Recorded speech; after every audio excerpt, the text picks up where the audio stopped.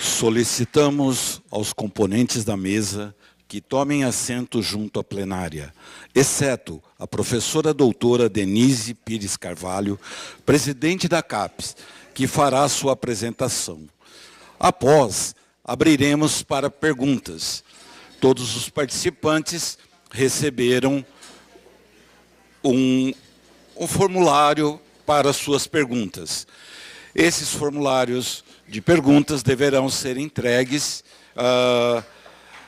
pelos mediadores que estarão ao lado. Pedimos também que aguardemos um pouco mais para que o palco possa ser devidamente projetado para a grande palestra que virá.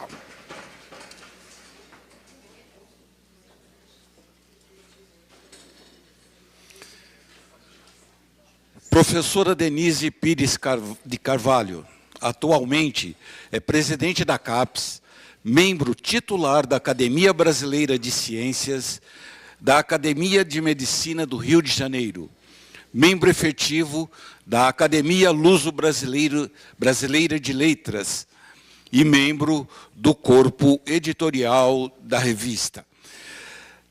Notemos que o currículo era um mini currículo, mas a professora Denise tem um vasto currículo, da qual possivelmente ela falará um pouco.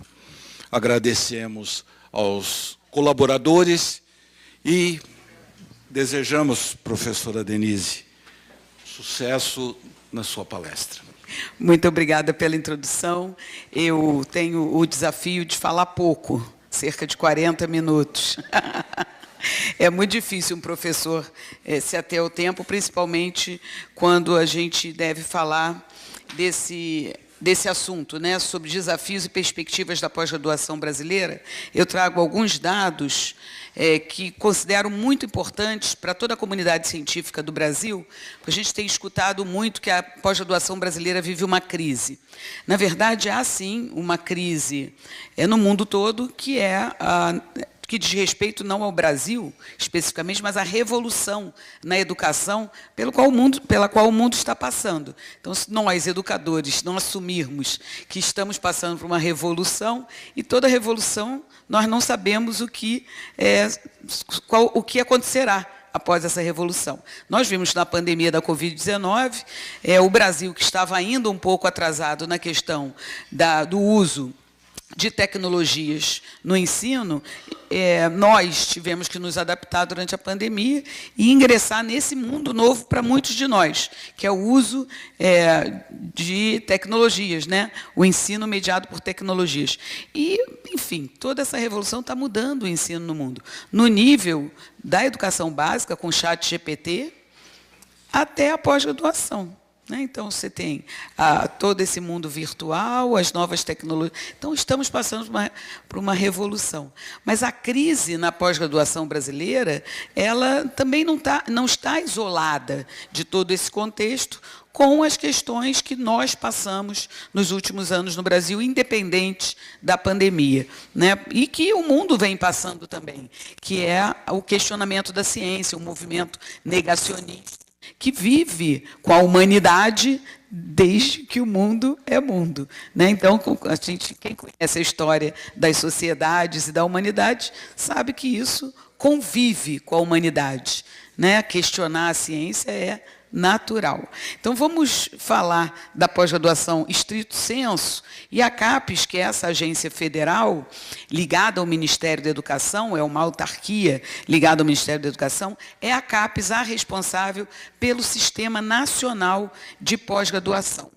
E por que a pós-graduação é importante? Nós sabemos que a educação superior, ou a educação terciária, ela é fundamental para o desenvolvimento das nações. E, no Brasil, ela começou tardiamente, antes das faculdades chegarem no Brasil. Chegaram com o rei, né? Dom João trouxe a Faculdade de Medicina, enfim.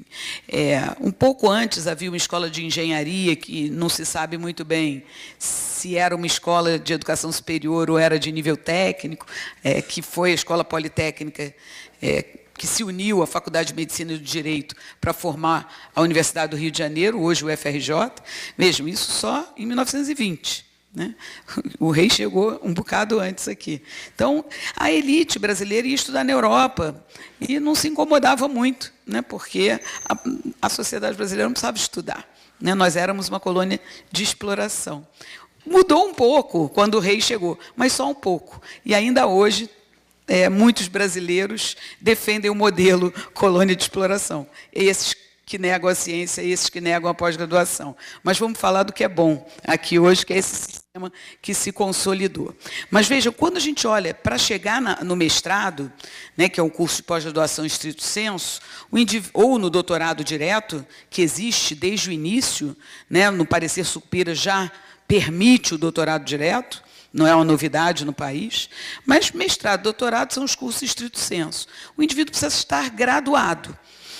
E há muito poucos graduados no Brasil. Então, primeiro, a gente precisa pensar que o Brasil precisa aumentar o número de pessoas graduadas. Nós ainda temos, vejam aqui, 23% da população em torno de 25 a 34 anos, 23%, para algumas estatísticas, menos de 20%. 19%. Vamos falar em torno de 20%, menos de 25%, com certeza, de jovens graduados. A minha geração que está aqui, 55 a 64, havia 15%. Portanto, houve um avanço no Brasil, pequeno avanço. Mas esse avanço está muito longe de fazer com que o Brasil chegue próximo da média da OCDE. Os países da OCDE têm 47,2% de pessoas entre 25 e 34 anos graduados. Então, quem acha que já tem muito ensino superior no Brasil, está equivocado. Há muito pouco ensino superior no Brasil. Quando nós olhamos as regiões do país, a oferta de vagas de graduação com relação a pessoas de 18 a 24 anos, vejam que a região que mais oferta vagas, oferta para menos de 30%. E aqui está ensino público e privado. E aqui está aquele enorme aumento de vagas na educação à distância, sem corpo docente, sem qualidade, que aconteceu nos últimos anos. Imagina se tiramos essas vagas. É ainda menor a oferta de cursos de graduação no país. Daí a importância de instituições como a Unesp, multicamp, interiorizadas, atendendo às demandas locais, regionais. Então, nós precisamos avançar em oferta de vaga na graduação no Brasil inteiro. Recentemente, o MEC anunciou que criará 10 novos campi. E foi criticado, porque dizem que já há muitos campi, que há muitas vagas. Não há. Há muito pouco. Devemos aumentar muito mais, principalmente na educação de qualidade. Mas agora eu vou abandonar um pouco a graduação, eu espero ter convencido que a gente precisa aumentar a vaga na graduação, e vamos olhar a pós-graduação. Eu não comparo o mestrado, porque o mestrado brasileiro ele é muito diferente do mestrado em outros países do mundo. Né? Assim, por exemplo, na Europa, aqueles países que atendem a Bolonha, o mestrado ele é quase que inserido, integrado à graduação. São 3 anos de graduação, mais 2 anos de mestrado. Em 5 anos, nossos bacharelados são, na maior parte, 5 anos, no Brasil, longos. Na Europa, quem atende Bolonha, o indivíduo já é graduado e mestre. Então, não vou comparar percentual de mestres, porque isso é muito diferente. Mas o doutor é o pesquisador, aquele indivíduo que deve fazer parte de corpo docente e da produção de conhecimento de um país. Vejam que a média da OCDE tem 1,1% de doutores, portanto, ajustado à população. O Brasil está com 0,2%, 5 vezes menos do que a OCDE. 5 vezes menos do que a média da OCDE, e nós escutamos que havia muitos doutores no Brasil, que os doutores estavam desempregados. Havia muito desemprego no Brasil, de doutores e não doutores. Mas agora, dados recentes mostram que mestres e doutores têm muito maior chance de empregabilidade. Mais uma falácia derrubada pelos dados. Então, temos poucos doutores, temos poucos mestres, mas são essas as pessoas que conseguem maior emprego. Quando olhamos, e os dados do censo mostram isso, os maiores salários estão nas pessoas que têm pelo menos graduação. Então, a graduação, mestrado e doutorado devem ser oportunizados para a sociedade brasileira para diminuir a enorme desigualdade social no nosso país, para fazer com que o Brasil se desenvolva como um todo. Bom, dito isso, precisamos aumentar o número de doutores. Então, eu trago como primeiro desafio aumentar a quantidade de doutores no Brasil. Doutor é aquele profissional mais bem qualificado, que gera conhecimento, e conhecimento esse que pode ser transferido para a sociedade, gerando emprego e renda para aqueles que não precisam ser doutores. É assim que acontece no mundo todo, foi assim que aconteceu na China desde 1990. A China é hoje uma potência e o Brasil ficou patinando de 1990 para cá. Apesar de ter um sistema nacional de pós-graduação consolidado, não teve investimento. A China ultrapassa 2% do produto interno bruto em investimento em ciência, tecnologia e inovação, e o Brasil chegou a 1,2%, retrocedeu para 0,8% e hoje dizem estar em torno de 1% com a retomada da verba do Ministério de Ciência, Tecnologia e Inovação. Eu não vou falar sobre isso hoje. Mas a gente precisa chegar a 2% do PIB, como determina a Academia Brasileira de Ciências. Não à toa a China avançou e nós não avançamos. Mas o que aconteceu no Brasil, da década de 1990 para cá, foi um aumento progressivo no número de cursos de pós-graduação, tanto mestrado acadêmico como mestrados profissionais, aqui em laranja, e doutorados. Então, houve ampliação do Sistema Nacional de Pós-Graduação. Não só houve ampliação, como os primeiros programas que estão na região sul-sudeste, no Distrito Federal e no litoral do Nordeste, eles aumentaram isso. Em 1970, eram 167 programas, 2022, quase 5.000 programas. Um aumento importante, mas mais do que o aumento no número de programas, eles estão inseridos, esses cursos, em 323 municípios e estão no Brasil inteiro, em todas as regiões do país. Mas ainda há muita assimetria na produção de conhecimento do Brasil, e eu vou mostrar para vocês. Embora tenha havido um avanço, e o que é mais importante, houve aumento no número de programas com qualidade. E eu ressalto a importância da CAPES, não só no controle dos cursos novos, mas também na avaliação desses cursos a cada período de avaliação. Bom, quando nós olhamos o número de cursos separadamente, o número de graduados titulados no mestrado e no doutorado, nós vemos um aumento progressivo, que acompanha o aumento do número de cursos, tanto no mestrado, quanto no acadêmico, quanto no mestrado profissional e no doutorado.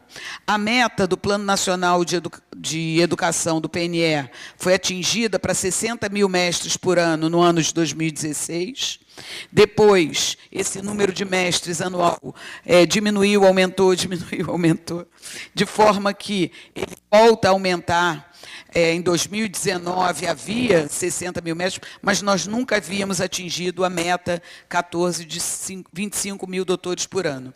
Então, a meta 14 do PNE, o PNE termina esse ano, em 2024, e a pós-graduação atingiu a meta em 2023. Dados preliminares mostram um número acima de 25 mil doutores e acima de 66 mil mestres no ano passado, preliminares porque a plataforma Sucupira ainda está sendo consolidada até o final desse mês, e a gente vai ter esse número correto em breve lá na CAPES. Mas atingimos a meta. Parabéns, a pós-graduação atingiu a meta definida no plano. Kleber. Alô? Microfone do púlpito, por favor. Esse está pior, eu acho. Ei. Tá? Então, a pós-graduação está de parabéns, porque uma das únicas metas atingidas do Plano Nacional de Educação, falo isso com tristeza, foi atingida pela pós-graduação. Então, mais respeito quando se fala da pós-graduação no Brasil, porque é uma história de sucesso, tanto em termos de avanço, de aumento, de interiorização, e nós temos feito o nosso trabalho, que é o de construir um Brasil mais desenvolvido. O aumento nos cursos e nas teses e dissertações faz com que haja um aumento progressivo no número de artigos científicos publicados. Vejam, então, há uma forte relação entre a pós-graduação e a produção científica nacional. A produção científica depende da pós-graduação. Então, vejam essa queda no número de titulados em 2020, a pandemia, 21, 22, em 23, espero que a gente tenha melhorado ainda mais pelos dados preliminares, mas, infelizmente, ainda não atingimos, em termos de titulados, possivelmente, a quantidade de mestres e doutores de 2019, em 2023. Espero que em 2024 consigamos. Mas vejam, tudo isso foi fruto de subfinanciamento dos últimos anos e da pandemia da Covid-19. Então, que crise é essa na pós-graduação? Uma crise que não advém da pós-graduação, mas sim de fatores externos, determinados pela pandemia, determinados pela desvalorização de um programa, de um processo que diz respeito a um projeto de Estado, do Estado brasileiro, e que não devia jamais ser questionado. Então, quando nós olhamos, eu acho que a professora Maísa estava falando desse gráfico que eu mostrei lá no evento, quando nós olhamos as 15 instituições que mais produzem ciência no Brasil, são responsáveis por 60% da ciência brasileira, vocês sabem que mais de 90% está nas universidades públicas. Mas, quando nós olhamos 60%, estão aqui as 3 estaduais paulistas, USP, Unesp em segundo lugar e Unicamp. Esses dados são da Clarivate, agora de 2019. Depois vem a UFRJ, Federal do Rio Grande do Sul, Minas Gerais. Eu gosto de mostrar esses dados, vejam que são todas universidades públicas, mas o que é muito interessante, a gente já vê aqui a Federal de Pernambuco, a Universidade de Brasília, a Universidade do Estado do Rio de Janeiro, e, na verdade, já há uma descentralização para fora das federais e das estaduais paulistas, devido ao financiamento que as fundações de amparo à pesquisa fazem em alguns estados. A UERJ é produto de financiamento feito pela FAPERJ. Assim como as estaduais paulistas são muito dependentes da FAPESP, mas, para além da FAPESP, é muito importante nós ressaltarmos que essas 3 têm autonomia financeira, porque um percentual do ICMS é destinado a elas. Caso contrário, todas as primeiras deveriam ser as que estão em São Paulo. Vejam, a Unifesp está aqui, São Carlos está aqui, muito abaixo das primeiras 3, mostrando que, para além da FAPESP, é importante, é fundamental a autonomia financeira determinada pelo percentual do ICMS para essas instituições. Nós precisamos todos estarmos unidos em defesa da FAPESP, mas também em defesa da autonomia financeira de todas essas instituições, que são instituições de Estado, e delas depende o desenvolvimento do Brasil. Bom, para aumentar a quantidade de doutores, nós precisamos reiniciar e reconstruir, e o processo de reconstrução passou pelo aumento no valor das bolsas, que estavam estagnadas há 10 anos. Então, havia, e eu vou mostrar, menos interesse pela pós-graduação no Brasil. Um país que precisa aumentar o número de doutores, os jovens estão menos interessados. Por quê? O valor das bolsas estava muito defasado. Então, esse foi o primeiro processo de reconstrução, o aumento no valor das bolsas pela CAPES e pelo CNPq. A CAPES pôde fazer isso porque, a partir da PEC da transição negociada pelo atual governo, o orçamento executado de 2022 era de 3,6 bilhões na CAPES. Vejam a queda que houve no orçamento da CAPES, e também do CNPq e da Ciência e Tecnologia. O orçamento que estava previsto para 2023 era menor do que 3,6, era 3,2 bilhões. Então, haveria uma diminuição ainda maior, não tivéssemos mudado o governo e conseguido a PEC da transição, que destinou 1,8 bilhão a mais com relação ao orçamento de 22, mas mais de 2 bilhões quando nós comparamos o orçamento que estava anteriormente destinado a CAPES na LOA. Ok? Então, esse aumento proporcionou o aumento e o reajuste das bolsas e um pequeno aumento no número de bolsas. De forma que, em 22, a CAPES concedia 44.019 bolsas de mestrado e 50.699 bolsas de doutorado, corresponde a 79% das bolsas da pós-graduação, e por isso é a CAPES a responsável pelo Sistema Nacional de Pós-Graduação. E, em 23, além de aumentarmos o valor das bolsas, houve um aumento também na quantidade de bolsas CAPES. Vejam, ela passa de 44 mil para 47 mil, de 50.700 para 52 mil e quase 900. Então, houve um aumento também no número de bolsas. Mas sabemos que isso não é suficiente, há sempre pedido de aumento de bolsas. Então, as bolsas da pós-graduação, em 2024, nós concedemos pouco mais de 100 mil no ano passado. Esse ano, agora no mês de junho, já ultrapassamos 103 mil. Então, nós estamos aumentando não só o valor, mas também o quantitativo de bolsas. Destinamos mais bolsas para as pós-graduações, 6 e 7, destinadas às pró-reitorias, para premiar a excelência, que são os cursos 6 e 7.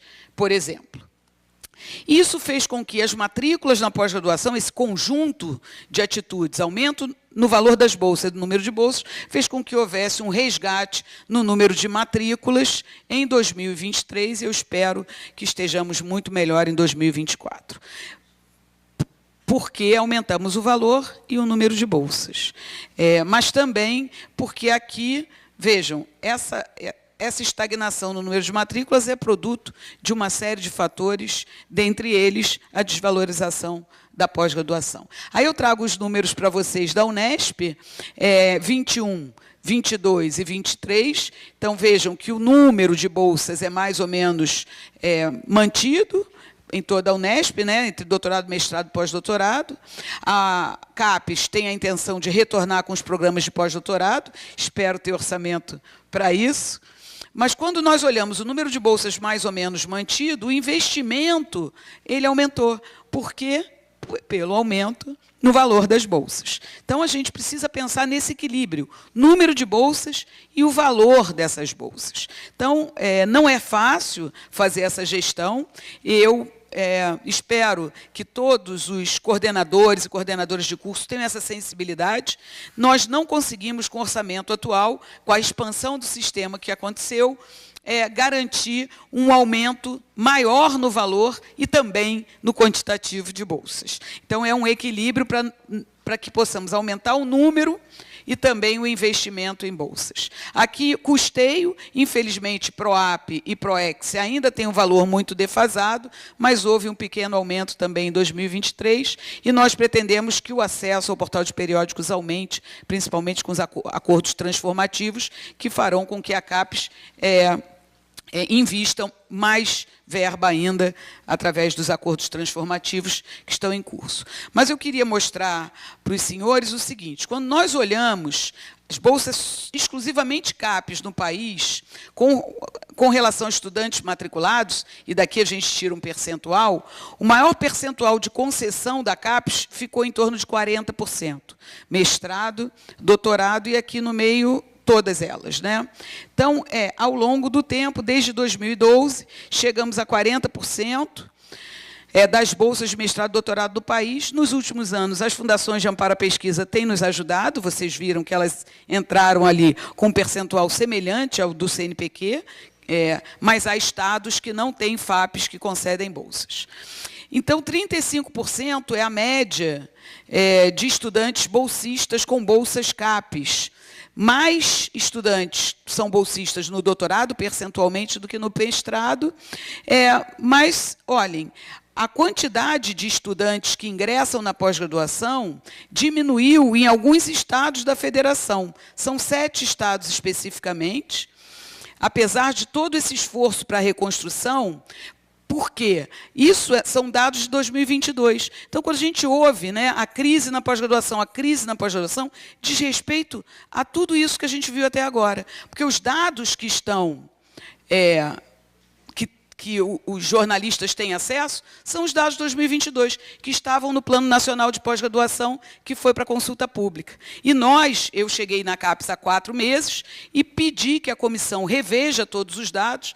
Nós vamos atrasar um pouco mais o Plano Nacional de Pós-Graduação, devemos lançar apenas em torno do mês de outubro ou novembro. Por quê? Porque nós precisamos dos dados de 2023. Não é possível projetar a pós-graduação brasileira com dados dessa enorme crise decorrente do subfinanciamento e da pandemia da Covid-19. Então, parece que há uma crise e ela, na verdade, existe porque houve, mas vejam, quando nós olhamos o total de matrículas, em 22, como eu mostrei antes, já há um resgate no número de matrículas. Mas em alguns estados, e aqui está São Paulo, não se chegou ainda ao nível de matrícula de 2021.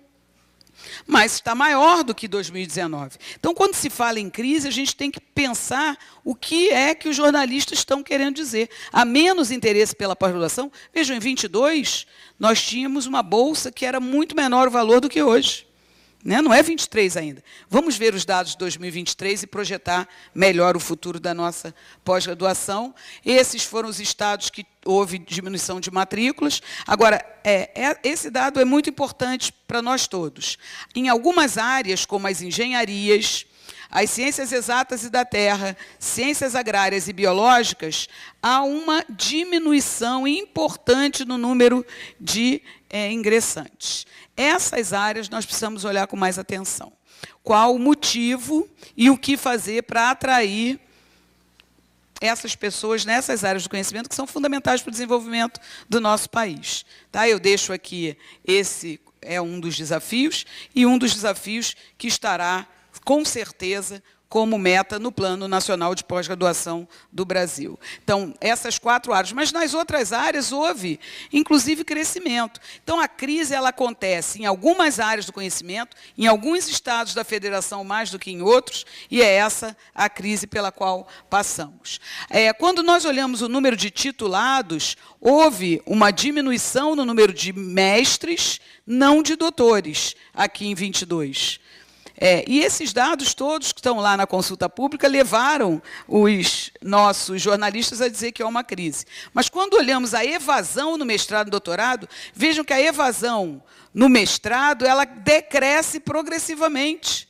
Há uma evasão de 3% no mestrado. No doutorado, a mesma coisa, 1,65% em 2022. Então, há baixíssima taxa de evasão no mestrado e doutorado. Quando nós olhamos por área do conhecimento, a área do conhecimento que mais tem evasão é a área de ciências exatas e da terra, a área das engenharias. Então, os estudantes estão procurando menos essas áreas, estão evadindo mais. Alguma coisa precisa ser feita. E nós todos, os senhores todos juntos, com certeza terão boas ideias para atrair estudantes para essas áreas. Mas a evasão média é de 3,4%, não é alta a evasão na pós-graduação. Quando nós olhamos por região do país, a região na qual a maior evasão é a região norte. Sem dúvida nenhuma, precisamos olhar com mais cuidado para a região norte do nosso país. Então, além de aumentar a quantidade de doutores no Brasil, devemos formá-los em áreas estratégicas. Esse é um segundo desafio importante, caso contrário, o Brasil não desenvolverá também. Ainda temos que avançar muito em áreas estratégicas. Eu trago esse relatório de recortes regionais feito pelo CGE, são dados de 2018, mas vejam como chama a atenção esses dados. Quando nós olhamos as 10 maiores setores de especialização produtiva por macro-região do país, a agricultura ela está muito presente na região norte e nordeste, assim como a pecuária. Quando nós olhamos a região sudeste, onde nós estamos, têxtil e confecção, e a área de tecnologia da informação já desponta na região sudeste como uma das mais importantes e que nós sabemos é fundamental para o desenvolvimento do nosso país. Então, nós precisamos sair desse modelo de país que é muito mais extrativista para ser um país que gera alta tecnologia para exportação. Isso só acontece através da pós-graduação, da geração de conhecimento. O Brasil tem tudo para dar certo. Vejam, quando nós olhamos as áreas de pesquisa que são top 10 no mundo e no Brasil, engenharia em primeiro lugar no mundo e também em primeiro lugar no Brasil. A gente não pode deixar fazer com que as engenharias andem para trás no nosso país. Mas há um perigo aí, é um ponto de atenção. A química é segundo lugar no mundo, terceiro lugar no Brasil. Ciências de materiais no mundo, ciências de materiais no Brasil. Para concluir esse slide, o que está em rosa aqui está entre os 10 principais áreas no Brasil e não está no mundo. Agricultura, e por isso a agricultura brasileira é um orgulho para todos nós, espero que continue assim, e daqui para melhor, que possamos agregar valor à nossa agricultura e não continuarmos exportando apenas commodities não processadas. Temos tudo para fazer isso. Outra área, saúde pública. Hoje, os Estados Unidos, a Europa, os países desenvolvidos usam os dados de saúde pública gerados no Brasil e o nosso país não é capaz de implantar política pública que é definida a partir dos dados do nosso próprio país. E a ciência das plantas, o que tem de bioativos nos nossos biomas, que não são utilizados por nós mesmos, sendo transformados em alta tecnologia. Eu vou passar mais rapidamente. Vejam que houve um aumento até 2021 na área das engenharias, na área de química, ciências ambientais e ecologia. Então, houve um crescimento em algumas áreas estratégicas para o país, mas, infelizmente, a pandemia e o subfinanciamento da ciência e tecnologia fizeram um atraso. Mas o Sistema Nacional de Pós-Graduação está pronto para, a partir de agora, com o financiamento do MCTI, avançar. Garantia da qualidade, eu quero mostrar que até 2012 era a cada 3 anos a trienal, né, a avaliação dos programas, e passou, a partir de 2013 passou a ser quadrienal, e nós vemos um aumento importante do número de cursos 6 e 7. Há hoje cursos 6 e 7 em todas as regiões do nosso país, mostrando que há, sim, qualidade na pesquisa feita no país, em todas as regiões do país. Mas vejam como há enorme assimetria, o que é natural, porque a pesquisa e a pós-graduação começaram na região sul e sudeste. Natural, mas nós precisamos de políticas que induzam o desenvolvimento das regiões centro-oeste, norte e nordeste. Caso contrário, continuaremos um país desigual e que perde muito conhecimento que podia estar sendo gerado. E eu trago aqui uma tabela dos cursos de 6 e 7, número por instituição. A USP é a primeira delas, em segundo lugar a UFRJ, Federal do Rio Grande do Sul, o FMG, Unicamp e o Unesp está aqui, Santa Catarina. Então, vejam que a Sul e Sudeste, os principais cursos, as principais instituições do Sul e Sudeste. Mas vejam como é bom olhar aqui a Federal do Ceará, a Federal de Pernambuco. Então, está acontecendo. Nós estamos conseguindo descentralizar a produção de conhecimento. E é isso que a gente precisa seguir. Não há como nós termos a Amazônia protegida sem que haja desenvolvimento. Caso contrário, ela continuará sendo explorada, como o Brasil foi durante séculos. Então, precisamos reduzir as assimetrias. Vejam, quando nós olhamos o número de doutores formados a cada 100 mil habitantes, a média do Brasil está aqui. Houve essa queda, né, devido à pandemia, a retomada. O Brasil, a média é 11,3. No Sul, 16,7, acima da média. No Sudeste, 14,1, acima da média. Quando olhamos a região Norte, 4,5. Óbvio que precisamos de implantar cursos de excelência que na verdade, formem mais doutores na região Centro-Oeste, Norte e Nordeste. Espero que os senhores estejam vendo que ainda há muita assimetria a ser consertada. E quando nós olhamos o número de doutores titulados por 100 mil habitantes, o Distrito Federal que mais forma, aqui por estado, não por região, seguido do Rio Grande do Sul, Rio de Janeiro, Paraná, está aqui São Paulo. Vejam. Maranhão, Rondônia, Roraima, Amapá. O Brasil, para se desenvolver como um todo, tem que formar doutores também, tem que formar mais na região sul e sudeste, mas também nas demais regiões do país. E não à toa, vejam, quando nós olhamos pesquisadores do CNPq, tem 1 em Roraima, 4 em Rondônia, 5 no Mato Grosso, PQ do CNPq. Enquanto há na região, aqui em São Paulo, 2.246, no Rio de Janeiro, 1.064. Nós precisamos de mais doutores e mais pesquisadores em todo. E, por isso, esse novo modelo de distribuição de bolsas, que eu mostrei antes, não afetou muito a Unesp. Então, vejam que o modelo, na verdade, ele leva em consideração os cursos de excelência, e a Unesp está entre as instituições que mais têm cursos de excelência no país. Então, cursos de maior nota tem mais bolsa, a nota, o nível se é mestrado ou doutorado, e o local, como a Unesp é bastante interiorizada, ela não perdeu bolsas. Aqui levamos em consideração o IDH do município. E o tamanho, o número de titulados por programa. Levando isso em consideração, nós temos uma tabela inicial, levamos em consideração o IDH do município, estamos agora avaliando na CAPES esse modelo, o que aconteceu ao longo desses últimos 5 anos de implantação do modelo, para que a gente reveja. Então, ele não é um modelo que está estático. Nós agora estamos avaliando se, ao invés de IDH municipal, seria melhor da mesorregião, onde aquele curso está, e não do município especificamente. E a média de titulação dos últimos anos. Então, com isso, o aumento de bolsas no país foi progressivo, e o aumento do sistema como um todo foi máximo em 2014, e depois ele se manteve perdendo ou ganhando bolsas, e houve, a 2023 e 2024, um percentual aqui que a gente ainda vai calcular, mas vejam que o número de bolsas está mais ou menos mantido, com um sistema que cresce. Entenderam? E que precisa diminuir assimetrias.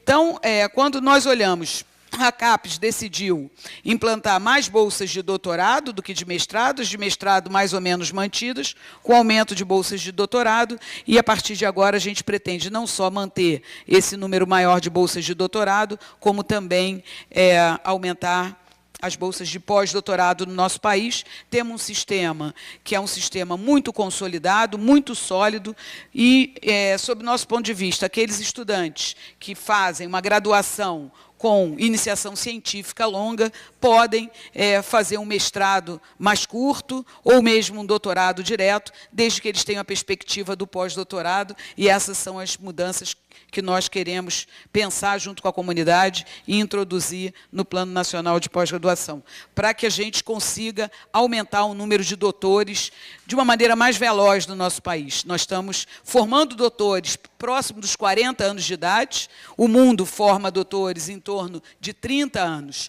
o Brasil forma doutores cerca de 7 anos depois do que o mundo forma. Não há necessidade, porque o nosso sistema já é de alta qualidade e consolidado. O modelo de distribuição dessas bolsas, aqui em percentual, né? Lembrem-se que a média estava em torno de 34% no Brasil, aqui em verde.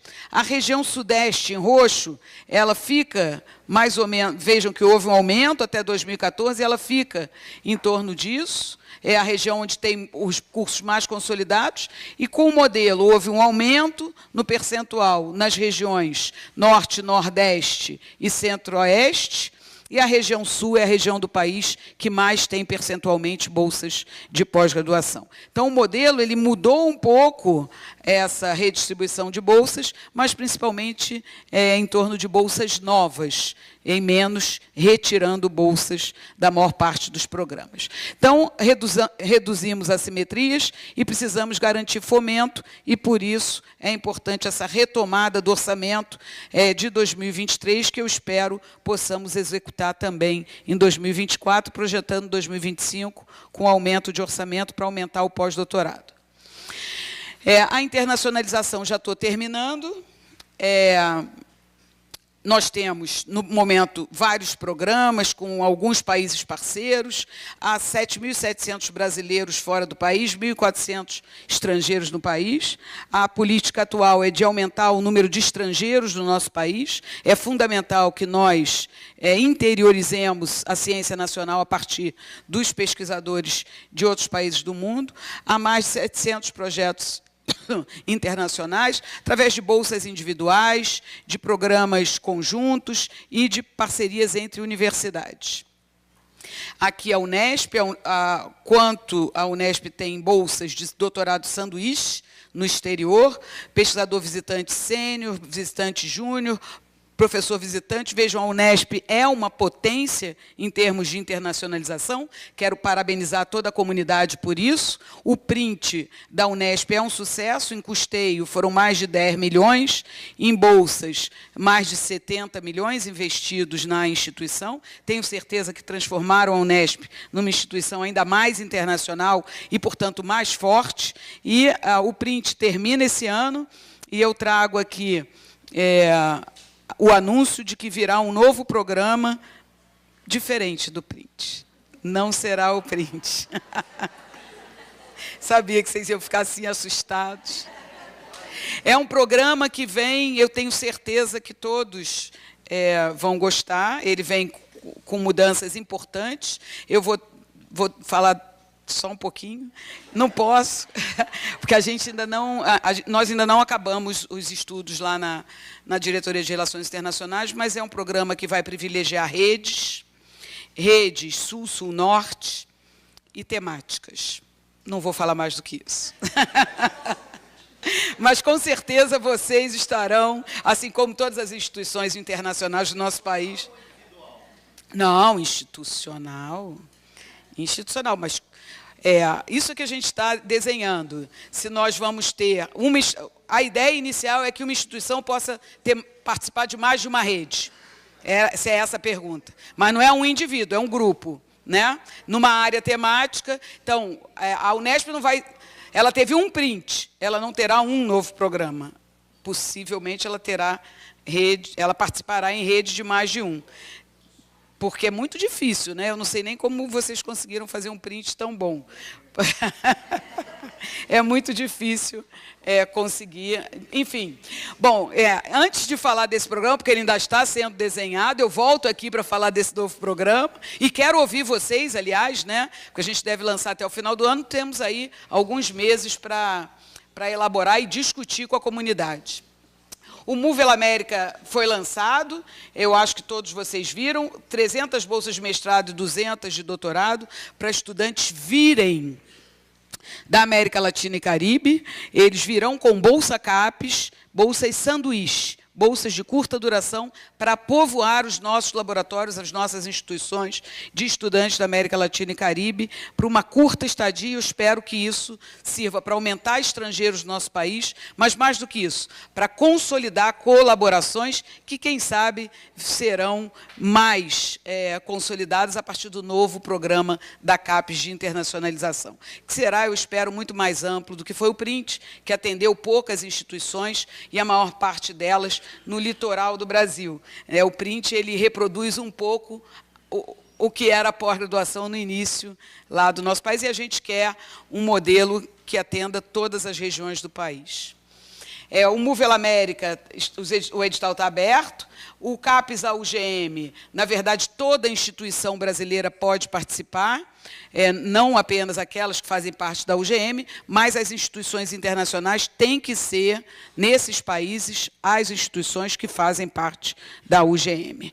Também um programa que de duração de 5 anos, concedendo bolsas, e aí sim, professor visitante também, e projeto de pesquisa. Então, aumentando a interação do Brasil com a América Latina e Caribe, mas, além disso, África e Norte. Eu voltei essa semana da França e nós estamos discutindo dupla diplomação com várias universidades francesas, de maneira a facilitar os programas de dupla diplomação em todas as instituições brasileiras, a partir de uma normativa que saia da CAPES, para que facilite todos aqueles acordos que vocês precisam assinar. Então, a gente pretende, com o jurídico da CAPES, facilitar a dupla diplomação. Por último, não menos importante, uma PG inclusiva, uma pós-graduação inclusiva e equitativa. A professora Maísa falou da questão da assistência estudantil no nível da pós-graduação. Nós incluímos os estudantes de pós-graduação na Política Nacional de Assistência Estudantil, aprovada agora no Senado, e eu espero que em funcionamento em breve, uma política que estava aguardando mais de 10 anos. Mas vejam, quando nós olhamos discentes na pós-graduação estrito sensu, por grande área e sexo, nas agrárias há predominância feminina. Nas biológicas também, na saúde também, na área de humanas também, ciências sociais é meio a meio, na área linguística, letras e artes também. Onde não há predominância feminina? Nas ciências exatas e da terra, que a predominância é masculina, nas engenharias, apenas. Em 2 áreas não há predominância feminina. Quando nós olhamos para o corpo discente, ok? Quando nós olhamos para o corpo docente, a predominância masculina em praticamente todas as áreas do conhecimento, com exceção da área de linguística e da saúde, há predominância masculina em todas as outras áreas. Então, vejam, se há mais discente na pós-graduação do sexo feminino e menos como docente dos programas, há o chamado efeito tesoura. Eu sugiro que, ao formar uma banca de concurso, nós pensemos em ter diversidade de gênero nas bancas, não só de tese e dissertação, mas também nas bancas de concurso. Caso contrário, esse viés, que é implícito, ele permanecerá.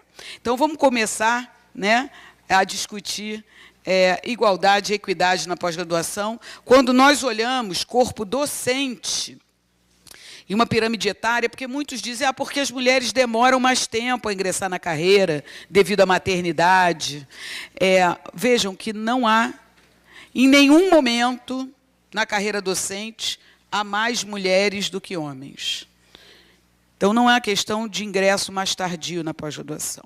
É uma questão de haver, sim, um corte no ingresso na carreira docente, como há um corte nos mais altos níveis de bolsa de pós-graduação, como há um corte no ingresso na Academia Brasileira de Ciências, como há o efeito tesoura em outras áreas. A gente precisa enfrentar esses dados, e discutir um pouco mais, mas há muita dificuldade, porque esses dados não existiam, não eram conhecidos, mas agora eles são. Só que a plataforma Sucupira ela ainda tem muito problema, por exemplo, para definir etnia, porque não há um censo, ou não havia um censo da pós-graduação brasileira, e o preenchimento dos dados relacionados à etnia, por exemplo, é feito pelo coordenador do curso, que muitas vezes não conhece os estudantes. Então, esses dados não são confiáveis. A gente lançou, por conta disso, para que tenhamos uma pós-graduação mais inclusiva e equitativa, o censo da pós-graduação. Eu espero que todos vocês apoiem o preenchimento do censo, que deve ser lançado em breve, ele está em processo final de elaboração na CAPES, e que também possam ingressar no GoPG, que promove a governança da informação, porque nós somente teremos uma pós-graduação mais inclusiva e equitativa se tivermos dados para podermos desenvolver e implantar políticas públicas relacionadas à pós-graduação do nosso país. Muito obrigada pela atenção de vocês e sucesso nesse projeto de acesso único na pós-graduação, que talvez vire uma referência para o nosso país, inclusive para as instituições mais consolidadas de pós-graduação. Parabéns à Unesp, vida longa à Unesp. Muito obrigada.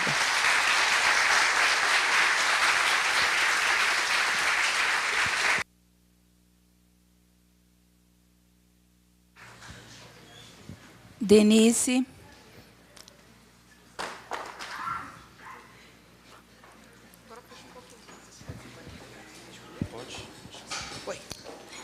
Denise, muito obrigada pela brilhante palestra. Como sempre, brilha na ProPG, brilha na pesquisa, na tiroidologia. Parabéns, viu?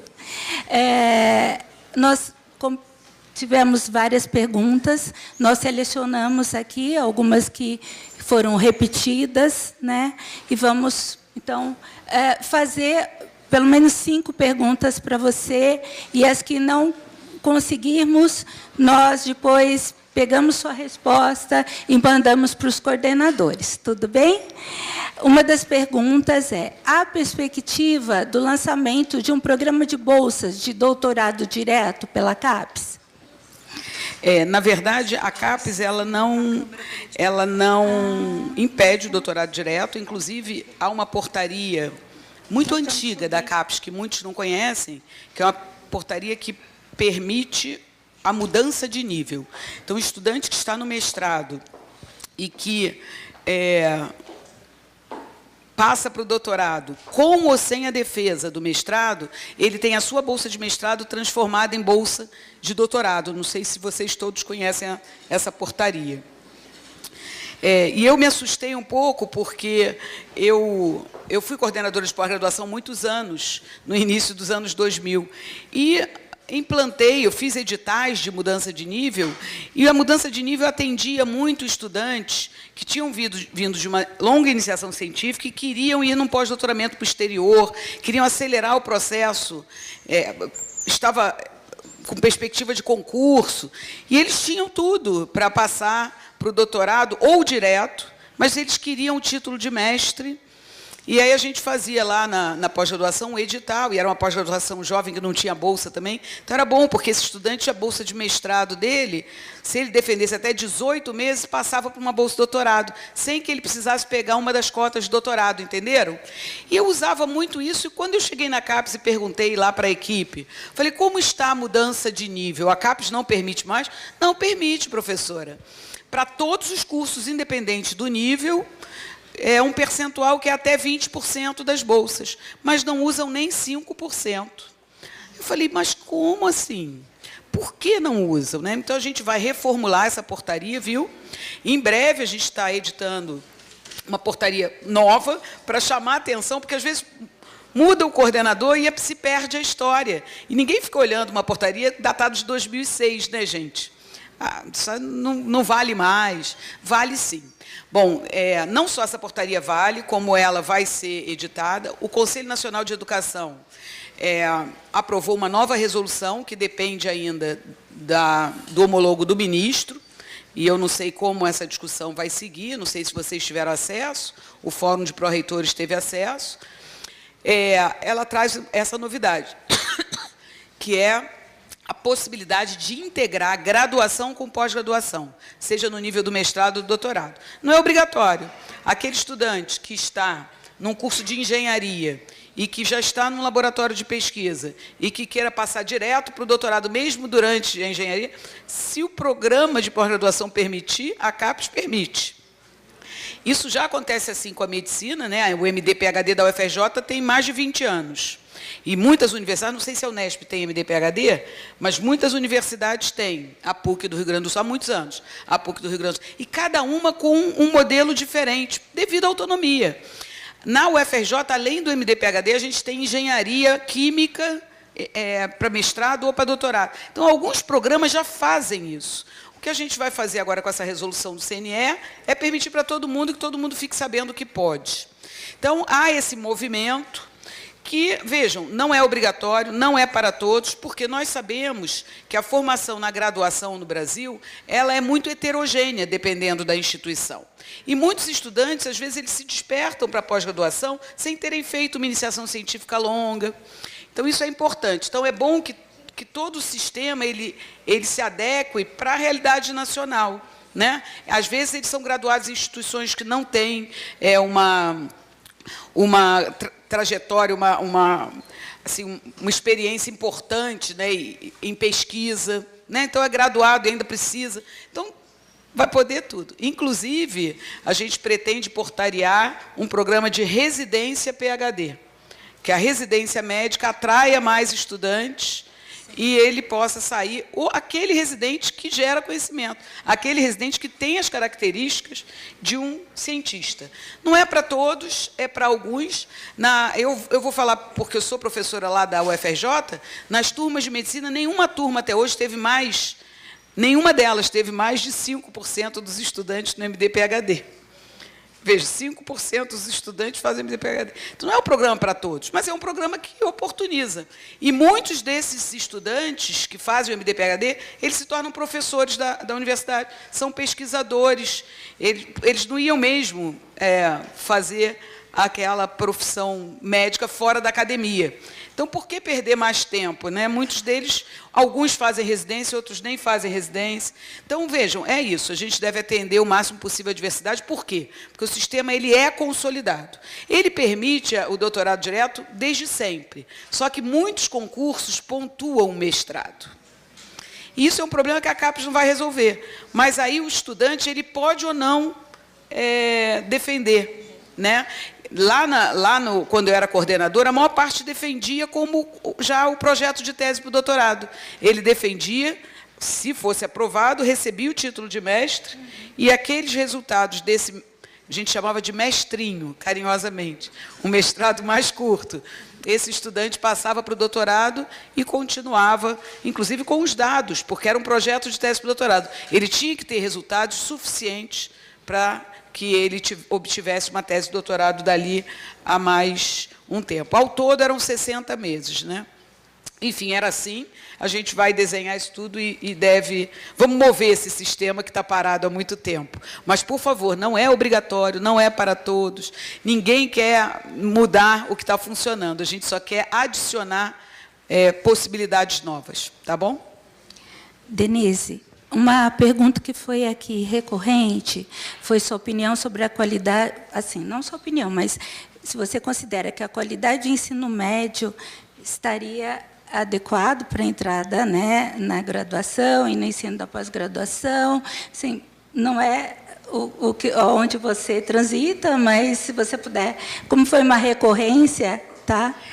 Na verdade, eu sou professora universitária, né? Eu estou presidente da CAPES. E é fato, e todos nós sabemos, né, que a educação básica no Brasil, ela tem problemas graves. O ministro Camilo Santana e sua equipe têm trabalhado muito para melhorar, né? Talvez nós consigamos, mas é um trabalho de longo prazo, não é nem médio. Né? Nós temos ainda 11% de pessoas analfabetas no Brasil. Isso é inacreditável. Né? Então, analfabetismo e o analfabetismo funcional. Muitas das pessoas que avançam na educação básica não entendem o que estão lendo, né? E, eventualmente, elas chegam nos bancos das nossas graduações. Então, o nosso desafio é enorme, e as provas, né, de acesso. O número de vagas é pequeno, e a gente ampliando o número de vagas, a gente vai se deparar com isso cada vez mais. Como a gente luta para ampliar o número de vagas, a gente vai ter que lidar com isso. E, por isso, eu disse, né, que esses programas do doutorado direto, ou de integrar a pós-graduação com a graduação, não é para os estudantes que ainda precisam de um olhar diferenciado no nível da graduação. Nós temos cada vez mais estudantes na graduação com muitas dificuldades de aprendizado. E, para isso, as instituições elas têm encontrado caminhos para resolver. Né? Eu acho que eu ficava aqui uma tarde inteira dizendo para vocês, mas vocês devem ter, em todas as áreas do conhecimento, inúmeros desafios. Né? Não há um remédio único para esse problema que é a educação básica no nosso país. Mas o importante é que esse indivíduo, né, que essa pessoa, que ela não evada da educação. Então, nós temos visto estudantes desistirem quando eles saem do 9º ano para o início do ensino médio. Né? Quando eles saem dali, as perspectivas dele diminuem muito, né? Como uma pessoa que vai conseguir emprego, que vai conseguir se desenvolver, enfim, construir toda uma vida. É muito difícil. Se é difícil para aquele que estudou, para o que não estudou, o nosso país é muito pior. Então, o que eu digo é que, por mais que haja dificuldade no ensino médio, nós, que somos professores das instituições públicas, principalmente, temos que nos dedicar mais a esse, que é um grande problema no nosso país, e ajudar a formação de professores. Eu sempre disse lá, quando eu estava na CESU, né, eu falava, não adianta nenhum programa para inclusão da população mais vulnerável na educação básica, se os professores não forem bem formados no nosso país. O ministro é muito preocupado com isso. Ele ficou muito assustado com o resultado do ENAD das licenciaturas. E a CAPES, aí hoje não era o assunto, mas a CAPES aí tem um papel fundamental. O PIBID está aí, vocês viram que nós reservamos 10 mil vagas para alfabetizadores, porque a gente precisa ter os melhores alfabetizadores desse país, não é possível, né? Então, a gente tem que focar em alfabetizadores, naqueles que estão mais excluídos da educação, educação do campo, quilombola, indígena, para além das outras vagas. São 80 mil vagas, reservamos 5 mil e mais 10 mil. Né? 5 mil equidade, mais 10 mil, mas as outras tantas também podem se envolver com a educação de qualidade para todas e todos. Caso contrário, o nosso país, assim, não adianta, a pós-graduação sozinha não vai resolver. Brilhante esse novo programa lançado. Parabéns, viu? Outra pergunta, Denise, é qual a sua opinião sobre o Qualis? Então, não podia faltar. Eu não vou dizer qual é a minha opinião. Eu não vou dizer qual é a minha opinião, porque como eu fui coordenadora de pós-graduação... Não diga. Eu já tive muitos anos aí do lado de você. Na verdade, a diretoria de avaliação tem um novo diretor, né, o professor Antônio Gomes, que é um conhecedor da avaliação profundamente. Assim. É muito bom ser presidente quando a gente tem pessoas que aceitam fazer parte da equipe com a qualidade dos diretores que eu consegui trazer para a minha equipe. Né? O Antônio Gomes é um dele, o Luiz Pessan é outro, o Antônio Amorim, aqui da Unicamp, é outro. Vem aí muitas novidades com o Antônio Amorim na área de educação básica. Márcia Serra, que também da educação básica, permanece na equipe, o Rui Opperman, que foi reitor da URGS. Enfim, eu tenho uma equipe de primeiríssima. Então, quem sou eu, né, gente? O Antônio tem discutido muito com o CTC da Educação Superior, várias questões, e uma delas é o Qualis. Uma coisa é consenso. O Qualis ele não pode ser da revista, ele tem que ser da produção, do artigo, isso é um consenso. Então, mudanças acontecerão, esse é um consenso, mas eu não posso adiantar mais. Mas o CTC está discutindo isso abertamente, acho que todos os coordenadores, as diferentes áreas, têm discutido. Há áreas que ainda defendem, mas a maior parte das áreas não quer mais o Qualis. Enfim, o CTC da Educação Superior tem toda a capacidade para mudar. Né? Eu acho que a gente tem um sistema que... Viram, já são quase 700 cursos, 6 e 7, cursos de padrão internacional. Os coordenadores de curso e os professores desses programas estão lá na CAPES. Quem é a CAPES? Né? Vocês. Então, a CAPES somos nós, vamos lá questionar o Qualis e trazer uma avaliação ainda melhor, sem preconceito, mas discutindo, sempre discutindo, pactuando, dialogando. Né? Sem diálogo, a gente não vai a caminho nenhum. Mas é muito difícil, porque, assim, para algumas áreas ainda há esse grande apego ao Qualis e a gente respeita também. O Antônio conhece, ele estava no CTC há algum tempo, né? Ele era o coordenador da área de de astronomia e física, então ele estava lá dentro discutindo isso, e agora ele assume a diretoria e tem discutido bastante com todas as áreas. E novidades chegarão, mas dentro do que pode ser feito para a próxima quadrienal. Né? Vocês sabem que para a próxima, a que está em curso, está em curso. Né? O que vier de novo é só a partir de 2025. E que será publicado até março do ano que vem. Tá bom? Fazer mais uma, né? Depois nós estamos com o nosso tempo aqui se esgotando, né? Então, as universidades não conseguem absorver todos os doutores formados no país.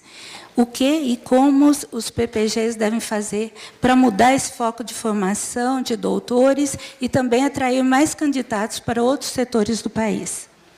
É uma pergunta super importante. Né? O nosso país, nós estamos numa fase de desenvolvimento. Né?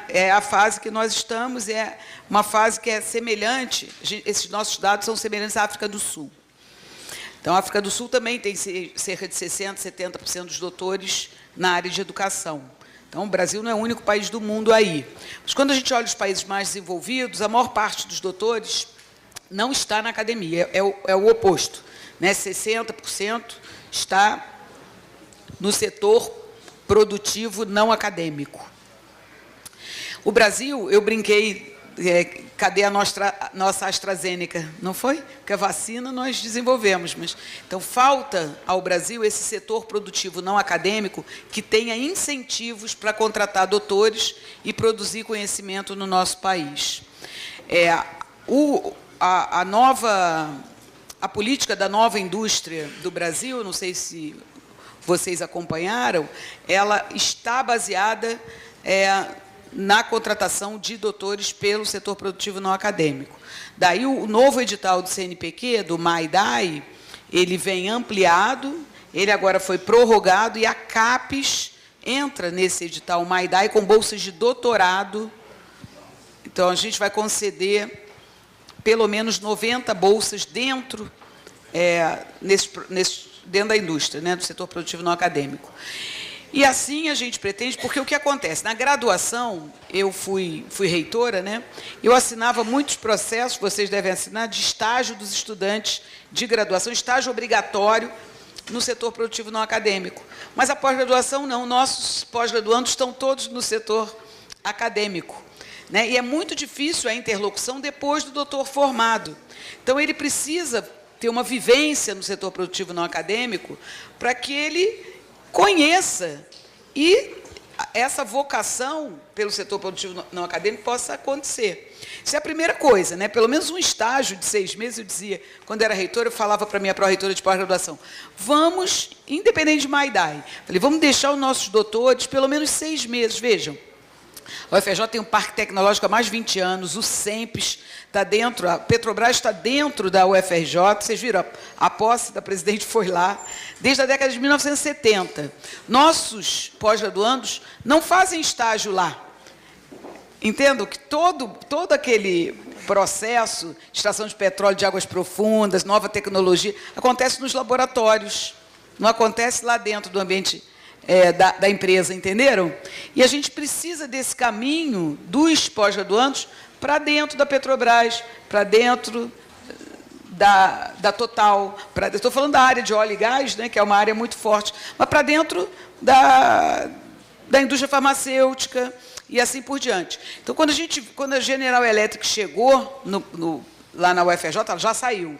Quando ela chegou, eu pedi uma reunião com o CEO, e ele falou, não, aqui não tem pesquisa, a pesquisa está na Alemanha. Que eu queria justamente isso em 2010. Quando eles chegaram, eu queria colocar os nossos pós-graduandos lá dentro da General Electric. E aí ele disse, não, aqui é linha de produção, a pesquisa está na Alemanha.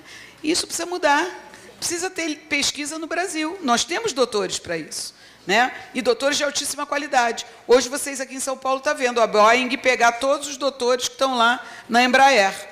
O que a gente vai fazer para manter os doutores da Embraer? Daqui a pouco a Embraer vai acabar, como outras empresas brasileiras acabaram. E a nossa nova indústria não vai acontecer. Ela só vai acontecer se os doutores forem para dentro da indústria. Porque é assim em todo mundo, né? Na China já está assim, nos Estados Unidos, na Alemanha. Os doutores, eles ficam dentro do setor produtivo não acadêmico, na sua maioria, produzindo conhecimento e alta tecnologia. A gente realmente precisa virar essa chave, mas tem que ter incentivo governamental, tem que ter política de Estado. É isso. Bom, infelizmente, professora, a gente gostaria de agradecer e dizer que você oferece aí a todos uma luz de otimismo em relação à pós-graduação, né? Não, mas eu acho que esse otimismo é o que faz com que a gente continue avançando, né, e querendo fazer cada vez mais. Nós, aqui da Unesp, né, somos otimistas por natureza, né, pessoal? Então, muito obrigada, Denise. Eu gostaria muito de ouvir, né, que você dissesse um pouquinho sobre o orçamento, né? O que nós podemos esperar do orçamento da CAPES, né, para os próximos quadriênios. E eu acho que isso, né, é um assunto que a gente torce, né, para que a gente sabe que não depende só da presidente, mas nós estamos muito orgulhosos, né, orgulhosos de ver como você, como presidente, já fez a diferença em tão pouco tempo. Muito obrigada. Na verdade, o orçamento, eu costumo dizer que a CAPES ela não tem nenhum problema para executar. Então, tendo orçamento, nós temos projetos e programas para executar. Eu já falei sobre o pós-doutorado, a indução desse mestrado mais rápido e passagem para o doutorado, óbvio que é um programa que aconteceria muito mais facilmente se eu pudesse associar a concessão de uma bolsa de pós-doutorado para cada estudante que fizesse essa passagem e formação do doutorado mais rápido. Então, tudo isso a gente está pensando e pretende fazer. Nesse momento, nós entramos com um programa DAI, né, que já é uma questão que estava extra-orçamentária. Devemos retornar com as bolsas de pós-doutorado para os cursos 6 e 7, ainda esse ano. O PIBID ele foi lançado, vocês viram, e é um investimento enorme na área de educação básica. Pretendemos, assim que possível, conceder o aumento nas bolsas no exterior. As bolsas no exterior ficaram fora do aumento do ano passado. Espero poder anunciar isso em breve. Então, essa pressão por aumento orçamentário, ela existe. Ela é feita junto ao ministro Camilo Santana, que é muito sensível, que tem nos ajudado bastante, inclusive no lançamento do PIBID, que havia ali, pela equipe, uma intenção de lançar o edital com 60 mil bolsas, e o ministro perguntou, mas quantas vocês acham que seria bom? A gente falou 80, ele falou, então serão 80. Então, o ministro Camilo está do nosso lado, e eu espero que ele fale a mesma coisa para o aumento no valor das bolsas no exterior, e ele está trabalhando muito por isso. O orçamento do MEC, hoje, é metade do que havia em 2014, 2010, né? Não é trivial. E os programas eles foram ampliados. Né? Vocês viram o programa Pé de Meia, que é importantíssimo para manter os jovens no ensino médio, completarem o ensino médio. Vai ser transformador para o nosso país. E também a ampliação das universidades, recomposição orçamentária ali, porque com as universidades funcionando, todo o sistema funciona mais. Eu sonho com o programa de mobilidade nacional dos nossos alunos, não só internacional, de maneira que os nossos estudantes possam passar um tempo lá por exemplo, no Sul agora, a gente pode começar com o Sul. O Sul tem problemas de laboratórios que não estão funcionando devido à tragédia. Eles podem vir à Unesp fazer os seus experimentos com diárias pagas pela CAPES, com a passagem. Programa de mobilidade interna, né? Isso, então a gente quer, além da interna, começar uma nacional a partir do Rio Grande do Sul e depois seguir, por que não? Né? Isso vai aumentar muito o reconhecimento da ciência brasileira pelos próprios brasileiros. É isso. Então, ideias não nos faltam. E eu espero que orçamento também não, mas isso é mais difícil. Obrigada, Denise. Obrigada, Célia. Eu quero dizer a você que foi uma grande honra para esse plenário recebê-la e ouvi-la.